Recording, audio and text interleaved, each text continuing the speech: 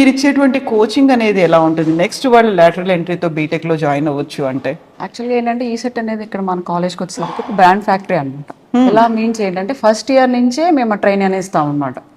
వాళ్ళకి material separate ఈ సెట్కి ఏమైతే మనకి ఎలా అయితే బుక్స్ ఉంటాయో ఆ బుక్స్ కానీ ఎలా ట్రైన్ చేయాలి, వాళ్ళకి అసలు ఎలా బిట్స్ అనేవి ఎలా ప్రొవైడ్ చేయాలి, దానికి స్పెషల్గా ఏంటంటే మనకి ఎక్స్ట్రా అవర్స్ తీసుకుని కూడా మేము వాళ్ళకి ఫస్ట్ ఇయర్ నుంచి థర్డ్ ఇయర్ వరకు వాళ్ళకి క్లాసెస్ అనేవి రన్ చేస్తూ ఉంటాం.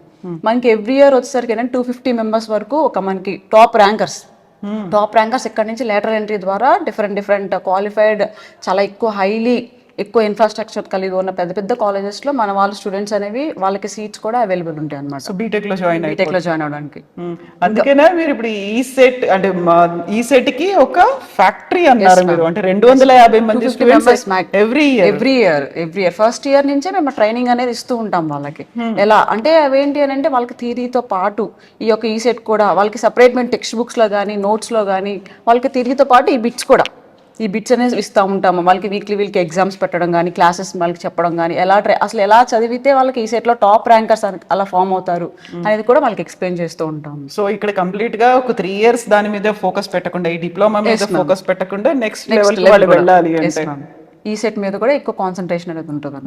అందుకే మీరు ప్రౌడ్ గా చెప్తున్నారు ఒక ఫ్యాక్టరీ ఈ సెట్ ఫ్యాక్టరీ ఉంది మా దగ్గర అనేది.